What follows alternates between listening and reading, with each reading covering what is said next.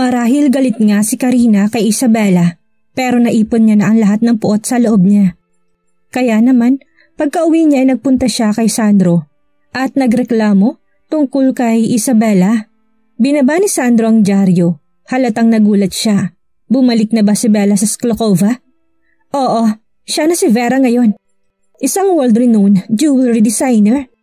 Narinig ko sinabi ni Amor na sa sobrang lakas ng loob niya ay wala siyang pakialam na igalang si Mr. McBride. Lalo na kami ni Amor. Dahil alam ni Sandro na karelasyon ng anak niyang si Amor, si Mr. McBride, malaki ang inaasahan niya rito at pinapahalagan niya ito ng sobra.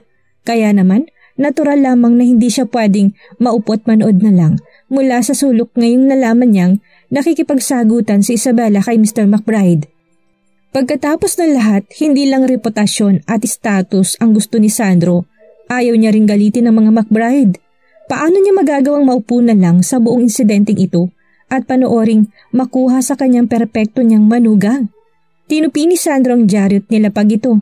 Ang batang yun, hindi ko siya nakita sa loob ng 6 na taon at nagawa niyang galitin si Mr. McBride.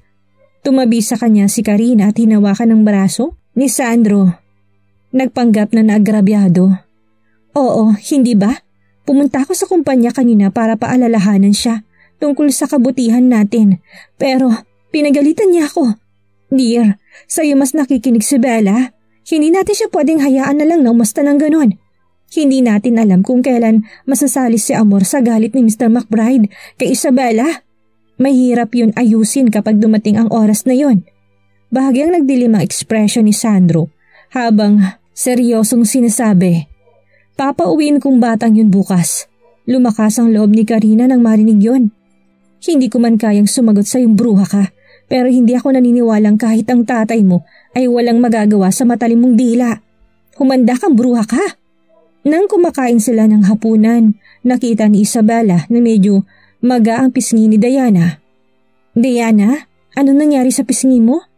Mami, lumabas kami nila ninang kaninang tanghalian at nakasalubong namin ang nanay ni Amor. Bigla kaming tinanong ng masamang babae na yun kung anak mo ba kami at sinampal niya si Diana. Kaagad na nagdilim ang ekspresyon ni Isabela at halos mabalin niya na ang kutsara. Kung hindi lang niya iniisip na baka matakot niyang triplets, lalabas na siya ng merong dalang kutsilyo. Buisit ka, Karina. Kaya pala siya pumunta sa opisina ko kanina. Pero sandali, paano nalaman ni Karina na meron akong mga anak? At paano siya nakakasiguradong mga anak ko sila? Hinawakan ni Diana ang kamay ng kanyang ina. Huwag kayong magalit, Mommy. Hindi po ganun masakit. Nalulungkot lang ako ng ibang bata. Pinoprotektahan ng daddy nila. Pero ako hindi. Biglang huminto ang tibok ng puso ni Isabela at nagdilim ang mga mata niya. Kahit na kaya niyang ibigay sa mga bata ang isang napakagandang growth environment, kulang pa rin sila sa pagmamahal ng isang ama. Sobra siyang naawa sa mga bata dahil hindi niya alam kung paano sasabihin sa kanilang tungkol sa kanilang ama. Pagkatapos ng lahat, kahit siya mismo'y walang alam tungkol sa lalaking yun. Tinaas ni Asher ang tingin at mariing nagtanong, Mommy, bakit tayo iniwanan ni Daddy? Sinundan ni Theodore ang usapan at tumango. Opo. Bakit ayaw na sa atin ni Daddy? Meron sanang sasabihin si Isabela nang biglang umiyak ng malakas si Diana sa tabi niya. Nakakita na siguro ng ibang babae si Daddy, kaya ayaw niya na kay Momit sa atin. Nagkatinginan sina Theodore at Asher. Kahanga-hanga talagang acting skills ni Diana. Huwag kang umiyak, Diana. Walang ganun nangyari. Hindi tayo iniwanan ng daddy mo. Naubusan na ng idea si Isabela. Banayad niyang pinunasan ng mga luha ng bata. Huminto sa pag-iyak si Diana at namumula ang mga matang tinitigan ng kanyang ina. Talaga po, Mommy? Nakangising sumagot si Isabela. Oo, bakit kayo iiwanan ng daddy niyo? Kung ganun, bakit po wala kayong sinasabi sa amin tungkol kay Daddy? Bakit kami iniwan ni Daddy? Balak sanang ipagpatuloy ni Diana ang kanyang pagtatanong upang marating niyang kaduluduluhan nito. Nang makita na nakatitig sa kanyang 3 bata, tinakpan ni Isabela ang bibig at biglang nalungkot. Huwag na nating ituloy ang usapan na to. Hindi ko nababanggitin sa inyo ang daddy niyo dahil maaga siyang namatay. Nakikita ko ng mga damong tumutubo sa puntod niya ngayon. Hindi nakaimik ang 3. Mommy, hindi ba kayo nakokonsensya? Tumawag naman si Megan habang nag-iisip si Isabela ng paraan kung paano patitigilin ang tatlong bata. Pero ligtas na siya ngayon, salamat sa tawag. Tumayo siya at nagpunta sa balcony para sagutin ang tawag. Kumakain ako, anong problema? Gayunpaman, merong kakaibang boses ng lalaki sa kabilang linya. Kamag-anak ba kayo ni Miss Higgins? Mula kami sa Traffic Police Department. Nagmamadaling pumunta si Isabela sa presinto at nakita si Megan na kaawa-awang nakaupo sa sulok. Huminga siya ng malalim at lumapit. Anong ginawa mo? Aksidente ako nakabangga ng kotse at pagmamayari ng isang taong hindi ko kayang kalabanin. Baka nagalit niyang isang tigre sa aksidenteng ito. Pag-uwi niya ibabalatan siya ng buhay ng tatay niya sa oras na malaman itong nangyari. Tiningnan siya ni Isabela. Kaninong kotseng nabangga mo? Maingat na tumingin sa loob si Megan habang isang traffic policeman naman ang lumabas na opisina kasama ng dalawang lalaki. Ang lalaking iyon ay walang iba kung hindi si Almaro McBride, isang lalaking palagi nalang umaaligid sa kanya. Nanigas ang ekspresyon ng mukha ni Isabela. Tiningnan niya si Megan at nangangalit ang mga ngipin. Ang galing mong pumili ng biktima, pero bakit hindi mo siya pinatay sa aksidente? Nagsalubong ang mga kilay ni Megan at inosente niyang sinabi. Hindi ko talaga sinasadya. Nagmamadali ako, hindi ko alam. Takot na takot siya nang mabangga niya ang Rolls Royce at para siyang nakidlatan nang makita niya ang mga tao sa loob ng kotse. Bahagyang nagdilim ang mukha ni Almaro nang makita niya si Isabela, lalo ng eksena na hindi nawawala sa isipan niya noong lapitan siya ni Amor ng gabing iyon. Lumapit siya sa kanila at dumapong tingin niya kay Isabela. Ikaw ang garantor na binigay niya sa amin? Bahagyang ngumiti si Isabela. Oo, kasalanan ito ng kaibigan ko. Sundan na lang natin ang procedure, Mr. McBride. Sabihin niyo lang kung magkano gusto niyong bayaran namin. Hindi nagbagong ekspresyon ni Almaro. Hindi na kailangan ng bayad. Malapit na rin naman na ma-written off ang sasakyan na yon. Written off? Tiningnan ni Isabela si Megan. Ganun ba kaseryoso yon? Umiling si Megan. Hindi, merong UP. Si Sam na nakatayo sa gilid ay nakangising nagpaliwanag. Miss Taylor, bawat sasakyan na pagmamayari ni Mr. McBride ay palaging bago at hindi pa kailanman napapaayos. Mariritten off ang sasakyan ni Mr. McBride kahit na isang screw lang ang nawawala. Sinasabi mo bang gusto mong bilhan ka ng bagong sasakyan ng kaibigan ko? Kaagad na nagdinim ang ekspresyon ni Isabela. Para bang sinasabi ni Sam na yun ang dapat nahingin. Depende yun sa attitude na ipinapakita mo ngayon. Ikaw, mawawala ng pasensya si Isabela samantalang mabilis namang hinila ni Megan ang laylayan ng damit niya. Hindi niya kayang bumili ng bagong sasakyan. Alam ni Isabela na hindi nagkukulang sa pera ang lalaking ito. Kaya natural lang na hindi nito hihingin kay Megan ng isang bagong kotse bilang kabayaran. Ginagawa lang niya ito para kalabanin siya. Base sa attitude ni Miss Taylor, hindi ka pa ba masaya sa offer? Malapitan siyang tinitigan ni Almaro. Plano na niyang ipasa ito sa traffic police at walang intensyon na pagbayarin ng babaeng ito para sa buong kotse. Sadyang naalala niya lang ang sinabi sa kanya ni Amor kagabi at medyo nainis nang malaman na ang pinatawag ng garantor ay si Isabela.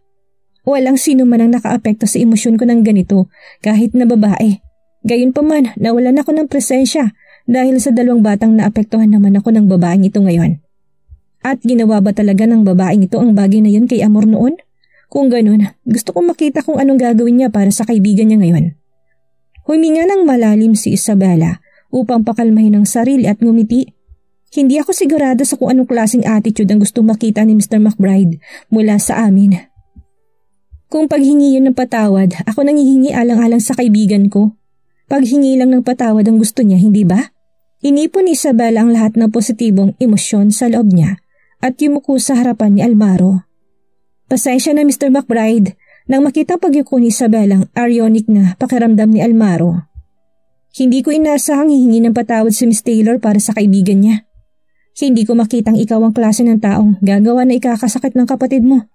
Mapaghinalang tinuwid ni Isabela ang kanyang tayo. Anong ibig sabihin ni Mr. McBride? Sinaktan kong kapatid ko? Si Amor ba ang tinutukoy niya? Lumapit si Almaro sa kanya at walang emosyong sinabing. Akala ko isa kang taong tatanggapin ng consequences ng mga nagawa niya, pero mukhang hindi ka ganun. Tumalikod na siya at sinabing, palalagpasin ko sa ngayon ang nangyari ngayong araw. Kumalma na rin ang puso ni Megan na halos lumabas na sa lalamunan niya.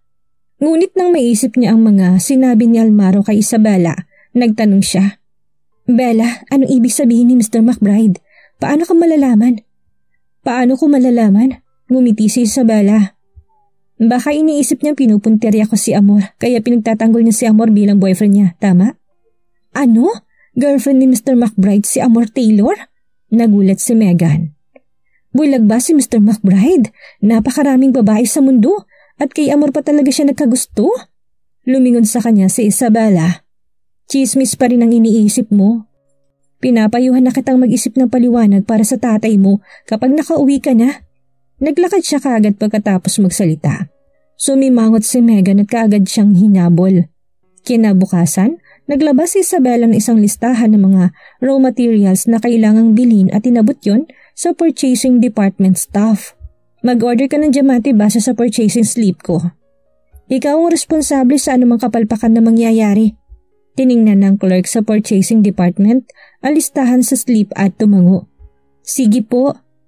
Inayos na ng purchasing department staff ang listahan ng mga kailangang bilhin nang umalis si Isabela.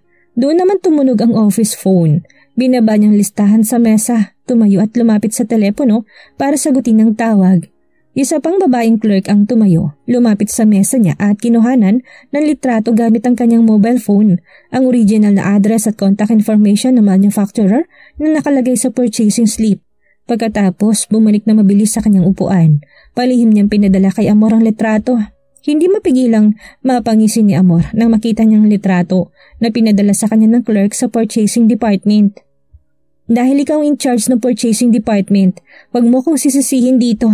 Tumunog ang landline ng office. Sinagot ni Amor ang tawag at sumagot. Hello? Amor, ilang beses ko na tinatawagan ng phone mo. Bakit nakapatay? Hindi siya matawagan ni Karina sa cellphone, kaya sa landline na lang ng office siya tumawag. Namutla ang mukha ni Amor nang marinig niya yon. Pinagpira-piraso ng buruhang yun ang phone ko, kaya hindi niyo na ako matatawagan doon. Bibili ako ng bagong cellphone bukas. Bakit niyo ako hinahanap? Ipapatawag na ng tatay mo buruhang yun pauwi ngayong gabi. Isama mo rin si Mr. McBride mamayang gabi. Hindi hahayaan ng tatay mo na magtagumpay ang buruhang yun basta maging opisyal na kayo ni Mr. McBride. Hindi mapigilan ni Amor ang pagkunot ng kanyang noo. Ma, kailan mo pa nakitang sumama sa akin si Almaro para mag-dinner dyan? At paano kung ayaw niya sumama? Sa nakalipas na taon, hindi kailanman sinabi ni Almaro na gusto niyang bumisita sa bahay ng mga Taylors. Kailangan mo na siyang lambingin para pumunta siya rito. Gawin mong lahat.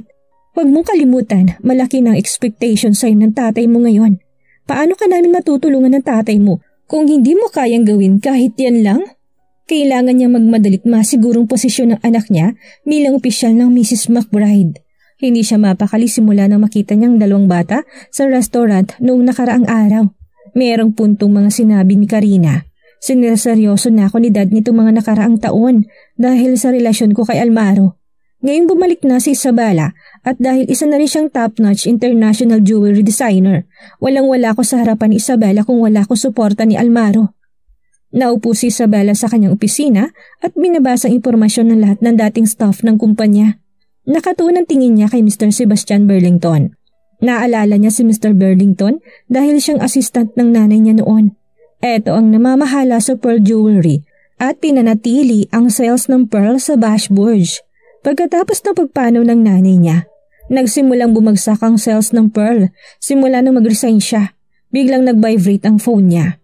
Pinagmasdan ni Isabel ang identity ng caller na lumitaw sa screen nito. Ang tatay niyang matagal na niyang hindi nakakausap.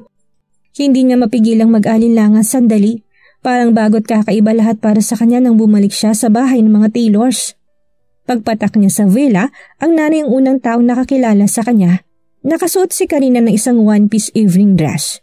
Nakaupo sa sofa at umiinom ng tsaa. Binaba niyang teacup at kagad na tumayo nang makita niyang pagdating ni Isabela.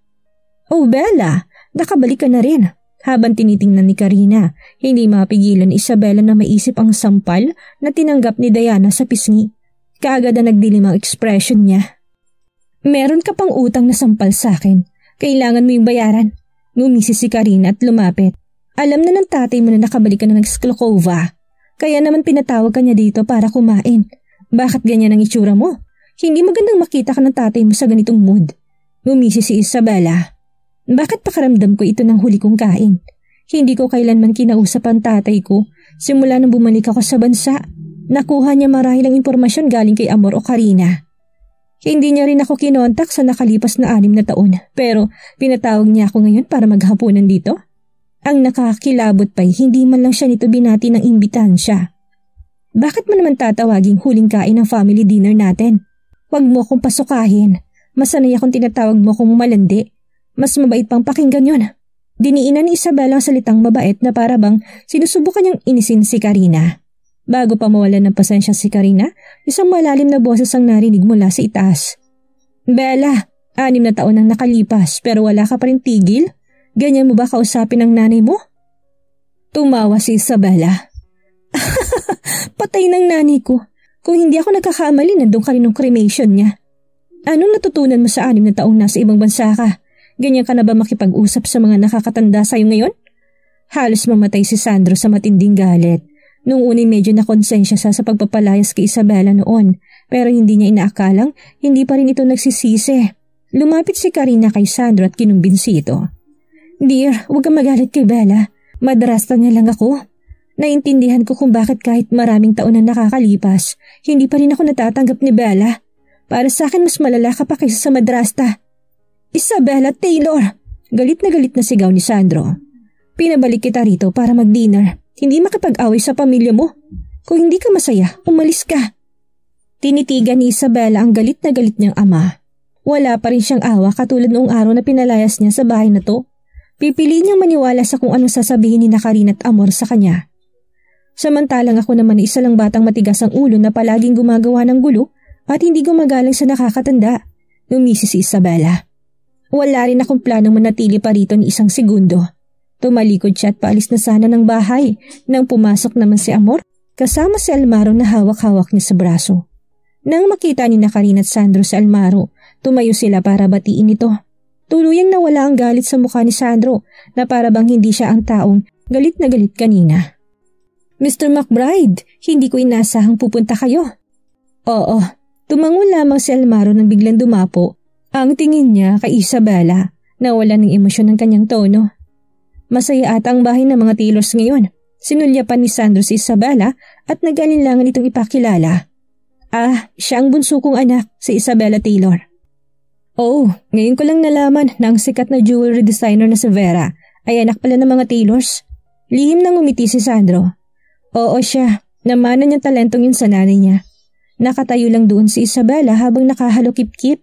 Nanunod na parang ibang tao siya. Hindi niya mapigilang matawa sa napakagandang trato nila kay Almaro. Aalis na ako ngayon, please. Enjoy your dinner. Pinigilan siya ni Amor nang paalis na siya. Bella, ngayon nakauwi ka na. Samahan mo na kami kumain. Sumabay si Karina sa script at nagpapanggap na parang butihing ina. Oo nga Bella, huwag mo nasawayin ng tatay mo sa ganitong okasyon. Walang sinabi si Isabela. Binuhos nila lahat ng makakaya nila para mapanatili ako para sa dinner. Inimbita pa nila si Almaro dito at pinipilit ako manatili para sa dinner. Kung ganun, kailangan ko manatili dito para makita kung ano pinaplano na mag-inang ito. Tumingala siya at tumawa. Okay, hindi na ako aalis para sa dinner. Hindi inasahan ni Amor at Karina na papayag si Isabela, pero sumasang-ayon ang lahat sa plano nila. Nakayuko lamang si Isabela at hindi nagsasalita habang kumakain. Halos tahimik rin sina Sandro at Karina buong dinner marahil dahil sa presensya ni Almaro. Hindi gaanong kumain si Almaro. Gusto niyang tanggihan ang imbitasyon ni Amor nang magpagsama ito sa kanya pabalik sa bahay ng mga Taylor. Pero nabanggit si Isabela. Dahil sa sinabi ni Amor na si Isabela mag-imbita sa kanya sa bahay ng mga Taylor, gusto niyang makita kung anong tinatago ni Isabela. Bella, ano nangyari sa inyo nitong nakaraang mga taon? Yun lang sigurong pagkakataon na naisip ni Sandro na magpakita ng pakialam sa anak niya. Hindi man lang inangat ni Isabela ang tingin. Naging masaya naman ako. Salamat sa'yo. Sandaling makikita ang hiya sa mukha ni Sandro. Sinenyasan naman ni Karina si Amor gamit ang tingin. Doon lang nagsalita si Amor sa harapan ng kanyang ama. Naglagay siya ng pagkain sa plato ni Almaro. Almaro, kumain ka pa? Kaagad nang umiti si Karina at dinagdagan. Mr. McBride, salamat sa pag-aalaga mo kay Amor sa mga nakalipas na taon. Mabait at malalahaning bata si Amor pero pagpapasensyahan niyo siya kung meron man siyang mga pagkukulang. Yumuko si Isabel at muntik nang tumawa ng malakas. Merong napansin si Almaro. Inangat niyang tingin na tinignan si Isabela. Parang merong gustong sabihin si Miss Taylor. Natuon kay Isabela ang atensyon ng tatlong tao sa hapagkainan. Hindi mapigilang sumagot si Isabela. Ano sasabihin ko? Pero nagtataka ako, Mr. McBride. Nasa 30s ka na't 6 na taon na kayo magkasama. Oras na rin para pakasalan mong mabait at maalalahanin namin si Amor. Diniinan niya mga salitang mabait at maaalalahanin dahil nakita niyang pinaplano ng mga Taylors. Sa mga sinabi niyang yon si Karina at kahit na si Amor ay nanigas ang ekspresyon. Si Almaro naman ay nakatingin ng masama kay Isabela na para bang babalatan niya ito ng buhay. Nag-aalala si Amor na baka mag-overthink si Almaro kaya kagad niyang dinagdag. Almaro, nagbibiro lang si Bella. Huwag mo seryosohin yun. Gayon pa man walang pakialam si Isabela sa mga consequences at nagpatuloy sa pagsasalita. Amor, paano ko ba ito sasabihin? Boyfriend mo si Mr. McBride, pero bakit napakagalang mo kapag kausap mong boyfriend mo? Bahagyang nagbagang ekspresyon ni Amor at pinalisikan niya ang mata ni Isabela. Nang makitang hindi magandang ekspresyon ni Sandro, kaagad na pumagitna si Karina.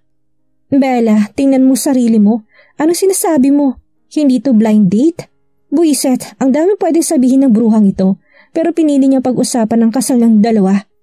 Sinasadya niya ba ito para ipahiya kami?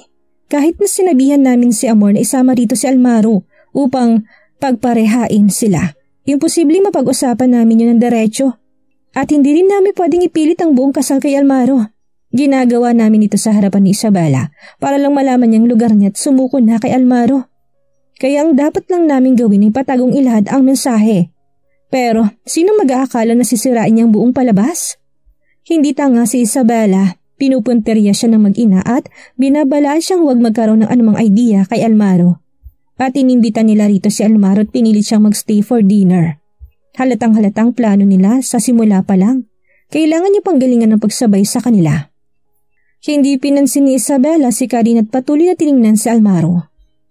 Mr. McBride, huwag mo sabihin sa akin na wala kang balak pakasalan ang mabait kong stepsister.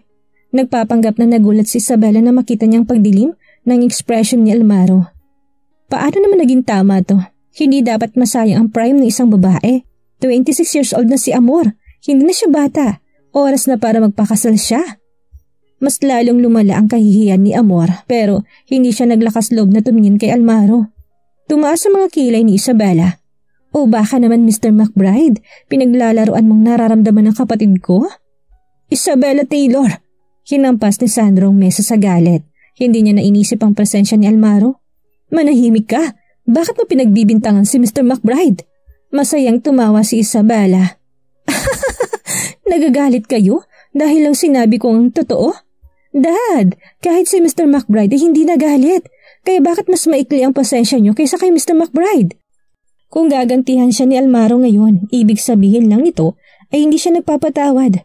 Ikaw! Lumitaw na mga ugat sa mukha at leeg ni Sandro sa sobrang galit. Napakasamang anak. Hindi ko na dapat siya pinabalik kung alam kong pupunta ngayon sina Almaro at Amor. Binaba ni Isabel ang kanyang silverware at tumayo. Mukhang hindi na ako welcome na manatili pa dito. Tinutulungan ko na lang kayo sabihin ng totoo, pero bigla kayong bumaligtad.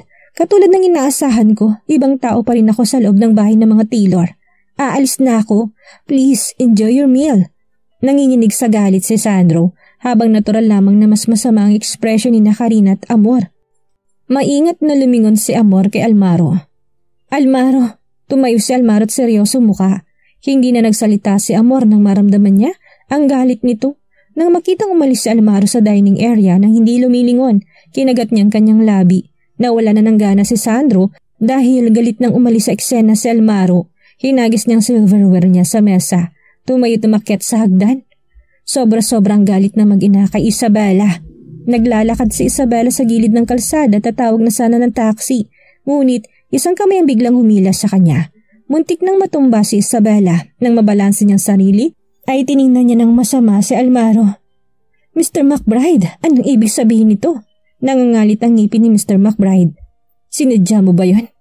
Anong gagawin ni Almaro na masaksihan ang ugaling pinakita ni Isabela sa pamilya niya? Anong problema kaya ang kakaharapin ni Isabela at paano niya ito malulusutan? Iyan ang ating aalamin sa susunod nating kabanata.